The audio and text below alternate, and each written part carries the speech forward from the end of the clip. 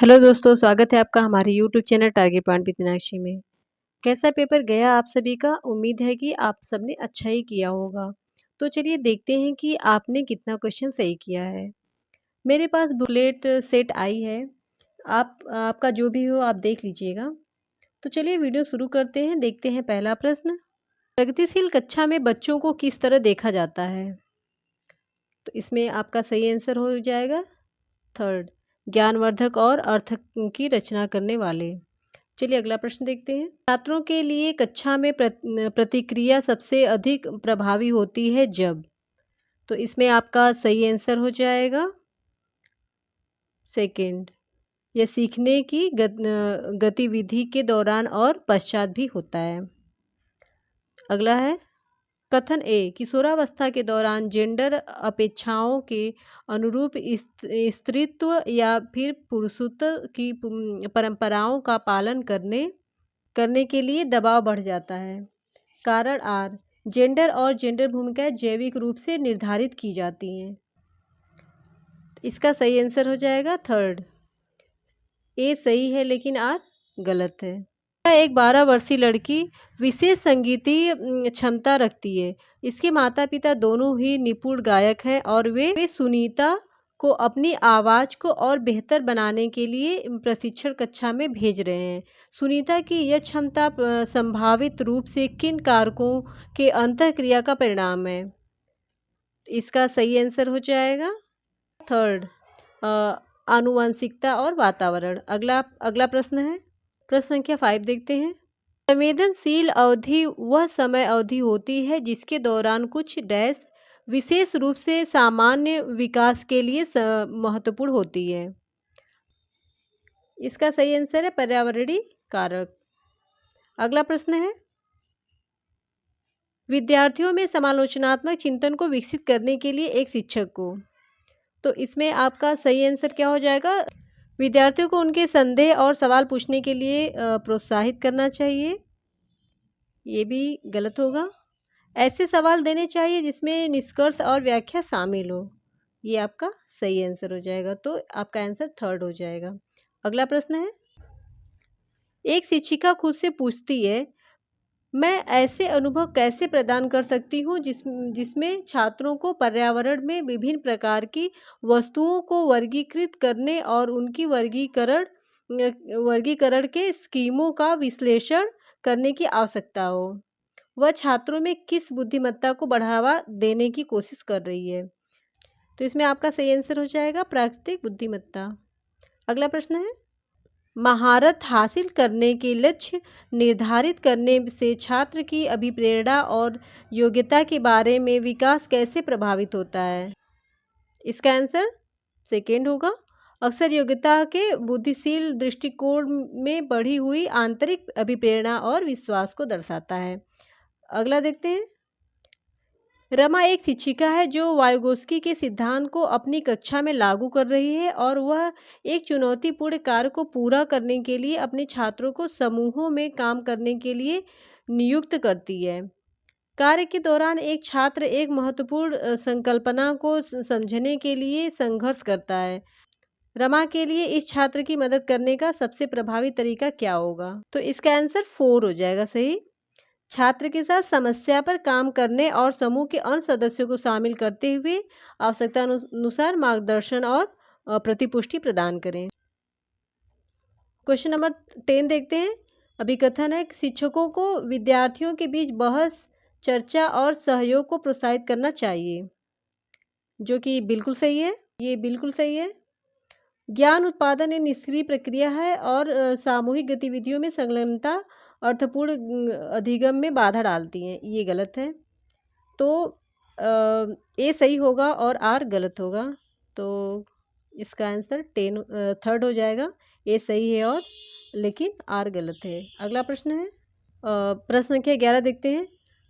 भावनाओं, व्यक्तित्व और सामाजिक संबंधों में परिवर्तन और स्थिरता किस विकास में शामिल है? तो ये शामिल है मनोसामाजिक विकास।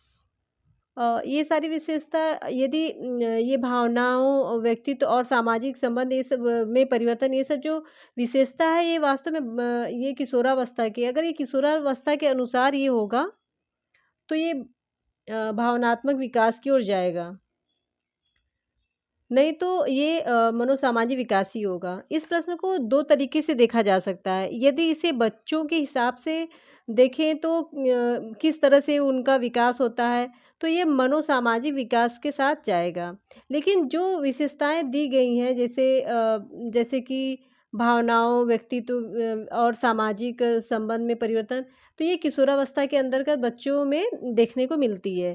तो किशोरावस्था के बच्चों के इमोशनल जो डेवलपमेंट होता है, तब ये इस प्रकार की चीज़ें दिखती हैं।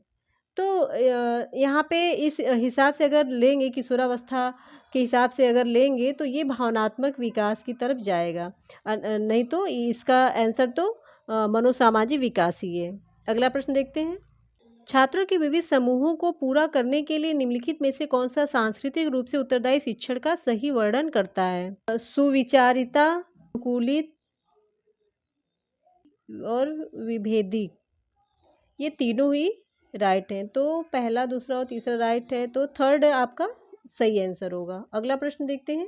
प्रश्न संख्या 13 देखते हैं। स्कूलों को उस ढांचे के भीतर कार्य करना चाहिए जो तैयार उत्पाद और सीखने के परिणामों का आकलन करते हैं। कारण है, सीखना पक्के तौर पर अनुक्रमित और अनुपादित है।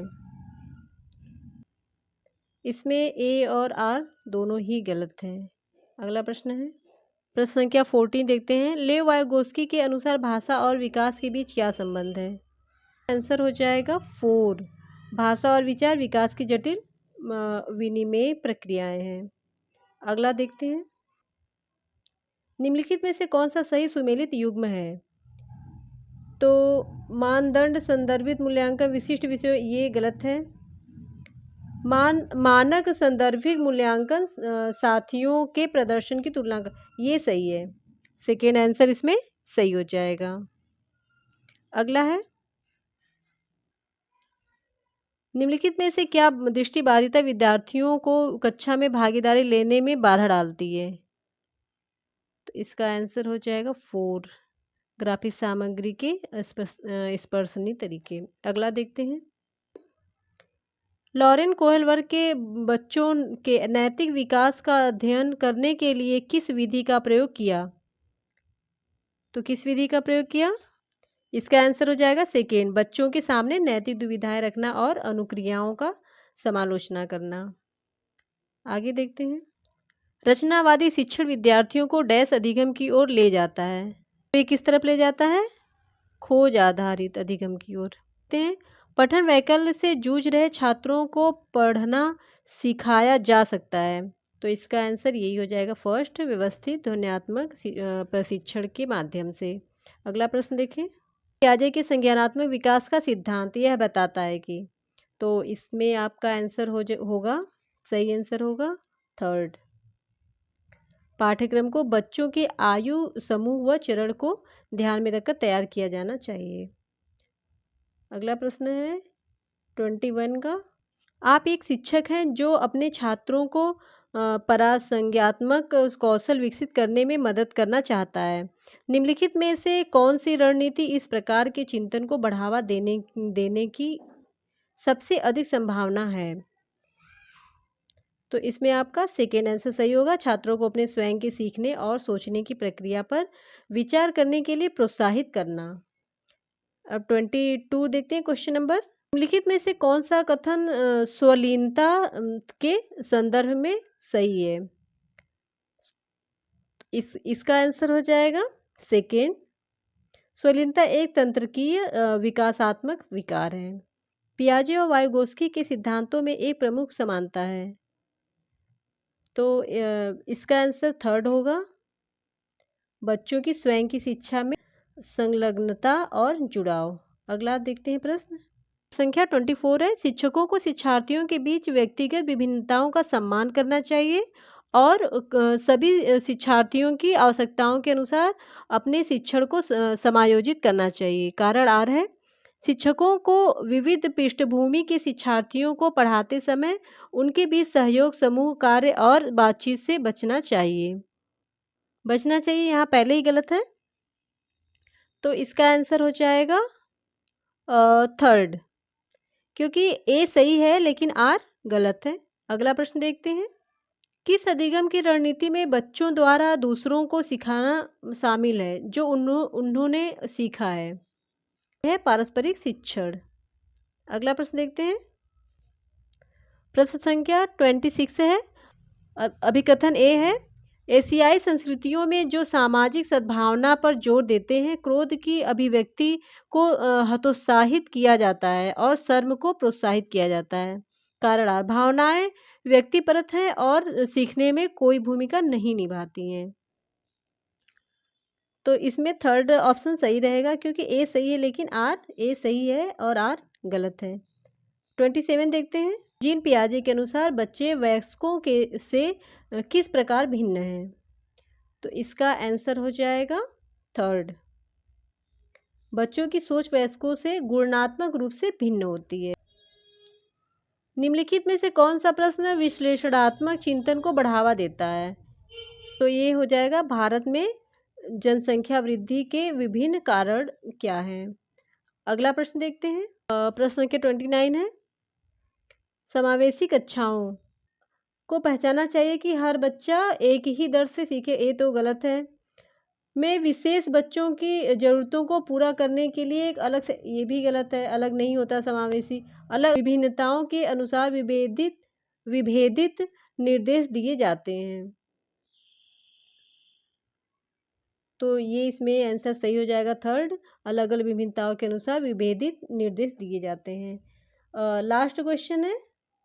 अभिकथन ए है, शिक्षकों को बच्चों को प्रयोग के लिए बहुत सारे अवसर देने चाहिए और उदाहरणों और गैर उदाहरणों पर चर्चा करनी चाहिए। कारण आर, बच्चों में गलत धारणाओं से निपटने का एक रचनात्मक तरीका विपरीत उदाहरण प्रदान करना है। तो इसमें देखिए, ये भी सही है और ये भी सही है, ए और आर दोनों ही सही हैं।